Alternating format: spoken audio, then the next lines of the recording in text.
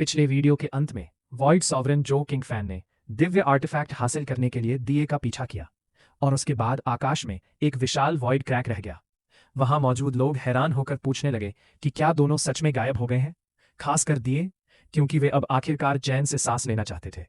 Elder ये ने तुरंत नोटिस किया कि पूरे बेरियल ग्राउंड पर लगा शक्तिशाली सील गायब हो चुका है, इसलिए अब वे अपनी डिवाइन सेंस का उपयोग कर सकते हैं। लॉर्ड शाओयान ने भी यही महसूस किया और कहा कि वो अब वॉइड सॉवरन जो किंग फैन और हेवनली डेमन दिए की उपस्थिति महसूस नहीं कर पा रहे हैं, जिससे लगता है कि वे सच में जा चुके हैं।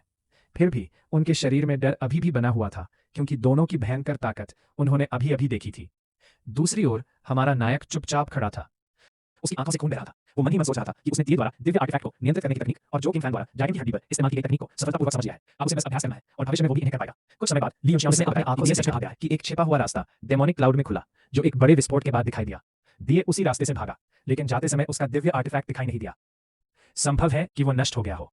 यह सुनकर सभी चौंक गए और सवाल करने लगे कि ली युनशियाओ ने यह सब कैसे देखा। लॉर्ड शाओयान ने उस पर विश्वास किया और उसे होली रीजन चलने का निमंत्रण दिया। उन्होंने कहा कि वो उसे एक 9th रैंक आर्टिफैक्ट देंगे और ऑनर्ड गेस्ट बनाएंगे अगर वो दिए के बारे में सारी जानकारी साझा करे।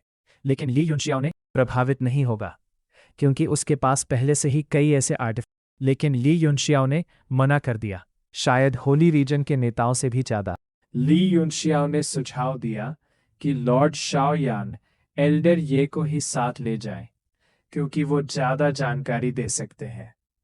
उसने यह भी चेतावनी दी कि हेवनली डेमन दिए को हल्के में ना ले, वरना पूरे महाद्वीप को खतरा हो सकता है।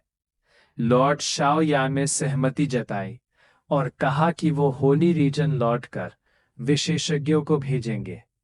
इसके बाद ली युनशियाओ और एल्डर ये ने विदा ली। अचानक ली युनशियाओ ने एल्डर ये से सी ऑफ सोल फॉर्मेशन जाने के लिए पैसेज टोकन मांगा।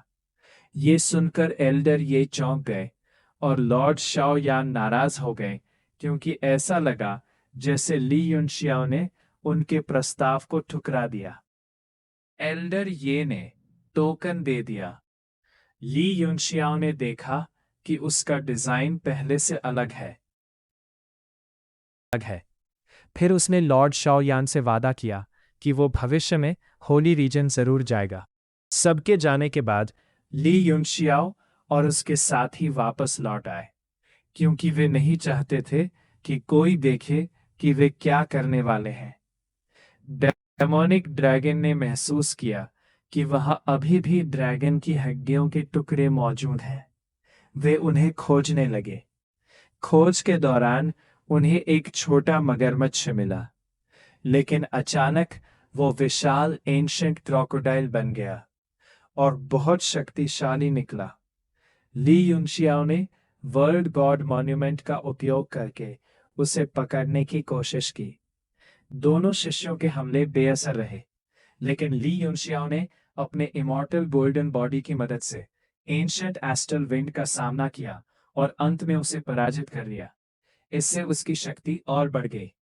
बाद में उसने एंशिएंट क्रोकोडाइल को अपने नियंत्रण में ले लिया और महसूस किया कि उसकी शक्ति अब और भी बढ़ सकती है। वो वर्ल्ड गॉड मॉन्यूमेंट के अंदर गया और ब्लड बीस्ट तथा इविल स्पिरिट की स्थिति देखने लगा। जब ब्लड बीस्ट ने हमला किया तो उसने सही समय पर इविल स्पिरिट को आदेश दिया कि वो थंडर हैमर और ब्लड बीस्ट के बीच का संबंध तोड़ दे। इविल स्पिरिट ने चेतावनी दी कि ये उनका आखिरी मौका है। अगर वे असफल हुए तो उन्हें दोबारा मौका नहीं मिलेगा।